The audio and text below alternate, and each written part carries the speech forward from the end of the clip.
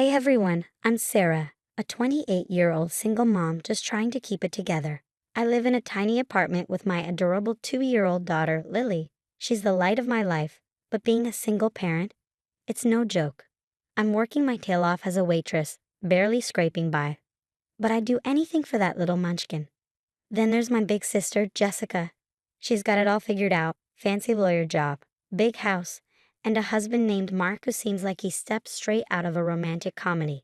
I'm not gonna lie, sometimes I look at her life and feel like a total mess in comparison. Sarah, honey, how are you holding up? Jessica asks as she swings by my place one afternoon. She's all put together in her designer suit, not a hair out of place, while I'm elbow deep in dishes, with Lily clinging to my leg. Oh, living the dream. I laugh, trying to sound more upbeat than I feel. Jessica gives me that look, a mix of pity and concern. Why don't I take Lily for the weekend? She offers. You could pick up some extra shifts, maybe have a little time for yourself. I hesitate. I hate asking for help, but extra cash would be a godsend. You sure? I don't want to impose. Don't be silly. Mark and I love having her over. It'll be fun. Jessica insists, already scooping up Lily, who giggles and plants a sloppy kiss on her aunt's cheek. Thanks, Jess. You're a lifesaver, I say, feeling a wave of gratitude. Sure, Jessica's life seems perfect, but she's always had my back. As she's packing up Lily's things, Jessica turns to me. Hey, can I borrow your phone charger? Mine's been acting up. Yeah, no problem. It's in my purse on the kitchen table. Help yourself, I call out as I wrestle Lily into her jacket. I hear Jessica rummaging through my purse, and a tiny voice in the back of my head whispers that it's odd she didn't wait for me to grab it. But I brush it off. She's my sister, for crying out loud. Later, after they've left, I flop onto the couch, enjoying the rare silence. I should be cleaning or prepping meals, but instead, I find myself scrolling through Jessica's social media. Vacation pics, work achievements, lovey-dovey posts with Mark. It's like a highlight reel of the perfect life. I sigh, trying to squash the jealousy bubbling up. Get it together, Sarah, I mutter to myself. Jessica's worked hard for what she has, and she's always there for me and Lily. As I'm lost in thought, my phone pings. It's a text from Jessica. Asterisk, Lily's having a blast. Don't work too hard this weekend, sis.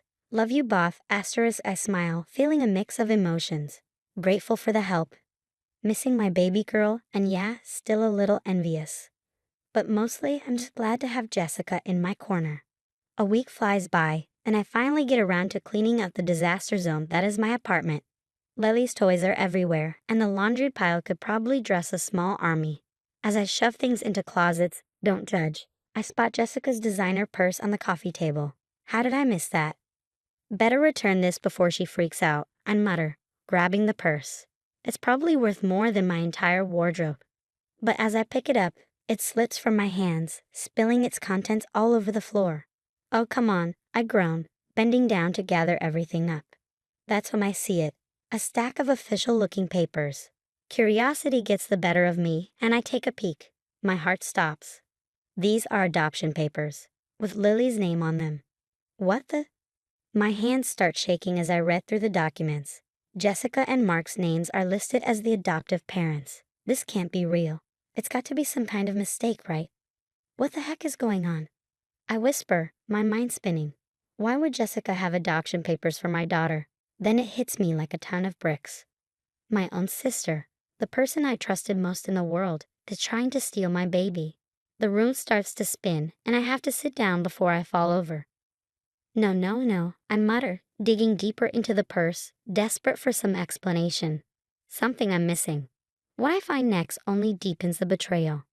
There's a birth certificate, a fake one, with Jessica listed as Lily's mother, forged medical records, and even a plane ticket to another state.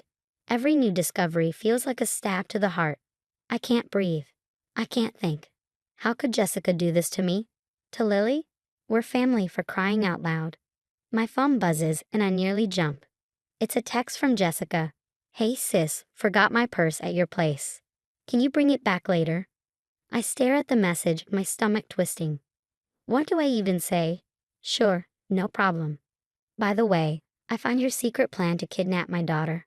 Another text comes through. Also, Mark and I were thinking of taking Lily for another weekend soon. Give you a break, you know? Rage boils inside me. A break? More like giving them a chance to disappear with my child. I sink to the floor, surrounded by the evidence of Jessica's betrayal, and let out a sob. What am I going to do? How can I protect Lily? Who can I even trust anymore? One thing's for sure. I'm not letting anyone take my daughter. Not Jessica, not anyone. I may be a struggling single mom, but Lily is my whole world, and I'll do whatever it takes to keep her safe. I take a deep breath, trying to pull myself together. I need a plan. I need help. But most of all, I need to keep Lily close and act normal until I figure out my next move. With shaking hands, I gather all the documents and shove them back into Jessica's purse. I'll have to pretend I never saw them, at least for now. But things will never be the same. Later, I'm sitting on Maya's couch, spilling my guts about everything I found in Jessica's purse. Maya's been my ride or die since high school, and right now, she's the only person I trust. Girl, this is some messed up stuff, Maya says, shaking her head. We gotta dig deeper. Something ain't right here. We start piecing things together, and the puzzle we uncover is ugly. Maya pulls out her laptop, scrolling through Jessica's social media. Hold up, Maya says, pointing at the screen. Didn't you say Jessica couldn't have kids? I lean in, my jaw dropping. There's Jessica, sporting what looks like a baby bump in her recent posts. What the? I mutter. She told everyone she was pregnant. We keep scrolling, finding post after post about doctor's appointments and nursery preparations. It's all fake, but Jessica sold it perfectly. She's been planning this for months, I whisper, feeling sick. Maya grabs my hand. We need to get into her email. You still know her password. I nod, feeling guilty but knowing it's necessary. We log in, and what we find makes my blood run cold. There are emails to a sketchy lawyer about fast-tracking an adoption across state lines. The lawyer's responses are vague, but it's clear they're up to no good. Oh my God, I whisper, scrolling through message after message. Maya's eyes widen as she reads over my shoulder. Look at this one from Mark. The email lays out their entire plan, taking Lily and disappearing, using my supposed substance abuse as justification. They think I'm an unfit mother, that Lily would be better off without me. Substance abuse? Maya asks, confused. What are they talking about? You barely drink, let alone do drugs. I don't know, I say, shaking my head, baffled. As we dig deeper, the truth gets uglier. Jessica's been isolating me from friends and family for months, always with some excuse why I couldn't attend gatherings or why people shouldn't visit. Remember when she told you your cousin Amy was talking trash about you? Maya says. Bet that was a lie too. I nod, feeling like a fool for falling for it all. Even the financial help she's been giving you was part of her plan, making me dependent on her. But the worst is yet to come. We find a series of messages between Jessica and some guy about acquiring small doses of drugs. At first, I'm confused, then it hits me. Oh my God. I gasp, my stomach churning. She's been drugging me. That's why I've been feeling so off lately. She's been slipping stuff into my food. Maya looks horrified. She's setting you up to look like an addict. That's how she's planning to take Lily. The room spins as the full scope of Jessica's betrayal sinks in. My own sister has been poisoning me, isolating me, all to steal my daughter. What am I going to do? I ask, feeling more alone and scared than ever. They have money, connections. I'm just a waitress. How can I fight this? Maya grabs my shoulders, forcing me to meet her eyes. Listen to me. You're not alone. We've got evidence now. We're going to fight this, and we're going to win. I take a deep breath, trying to steady myself. Maya's right. I can't fall apart now. Lily needs me to be strong. Okay, I say, wiping away the tears I didn't even realize I'd shed. What's our next move? Maya grins, a determined glint in her eye. Now? Now we set a trap.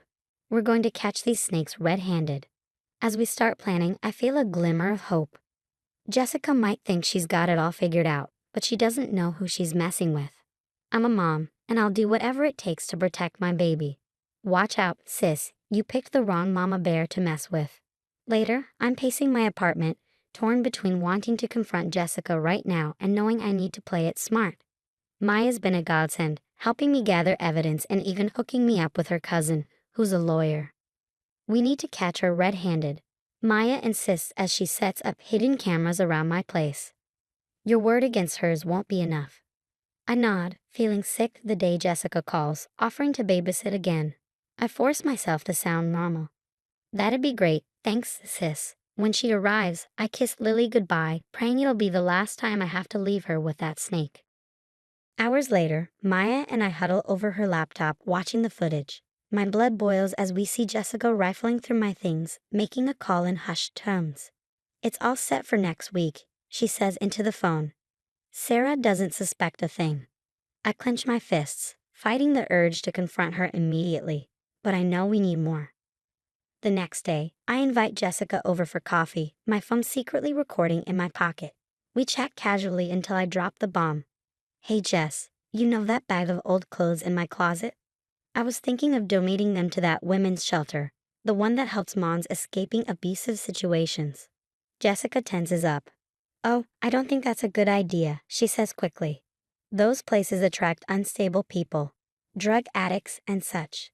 I press further, and Jessica takes the bait, launching into a rant about how those women are unfit mothers and how their kids would be better off adopted by stable families.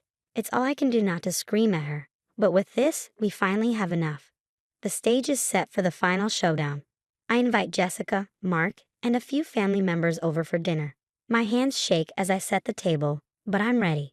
As everyone digs into dessert, I clear my throat. I have something I need to share with all of you. I lay out everything, adoption papers, the fake pregnancy, the poisoning. I play the recordings and the room erupts in chaos. Jessica jumps up, her face pale. She's lying. Sarah's unstable. She's on drugs. But Mark's expression tells a different story. Jessica, what have you done? He whispers, looking horrified. Turns out, Jessica had been manipulating him too, feeding him lies about my non-existent drug problem. He had no idea about the forged documents or the poisoning. As the truth sinks in, Jessica completely unravels. It's not fair, she screams. I deserve that baby more than her. I'm successful, unstable. Why should she get to have a child when I can't? Everyone watches in shock as Jessica rants, her jealousy and resentment pouring out. It's like watching a stranger wear my sister's face. The police arrive and Jessica is hauled away, kicking and screaming. I collapse into Maya's arms, exhausted but relieved. The next few weeks blur with police statements and court appearances. I file a restraining order against Jessica, who now faces a laundry list of charges. Slowly, I start rebuilding my life. Family members and old friends reach out, apologizing for believing Jessica's lies. It's hard, but I'm working on forgiving them. Months later, I'm pushing Lily on a swing at the park, finally feeling like we can breathe again. Maya sits nearby, watching us as always. Higher, Mama, Lily squeals and I laugh, pushing her towards the sky. As I watch my daughter soar, I think about everything we've been through. It's been hell, but we made it. Jessica's toxic influence is gone, and for the first time in a long time, I feel hopeful about our future. I may not have the perfect life or all the answers, but I've got my daughter, true friends, and strength I never knew I had. And you know what? That's more than enough. The story's come to an end, but now I've got a question for you. If you were in my shoes, would you ever be able to forgive Jessica? Or is some betrayal just too deep to come back from? Drop your thoughts in the comments below. I'm really curious to hear what you do in this situation. If you enjoyed this wild ride, don't forget to hit that like button and subscribe to the channel for more intense stories like this one. Your support means the world to me and helps me keep sharing these experiences. Thanks for listening, and I'll catch you in the next video.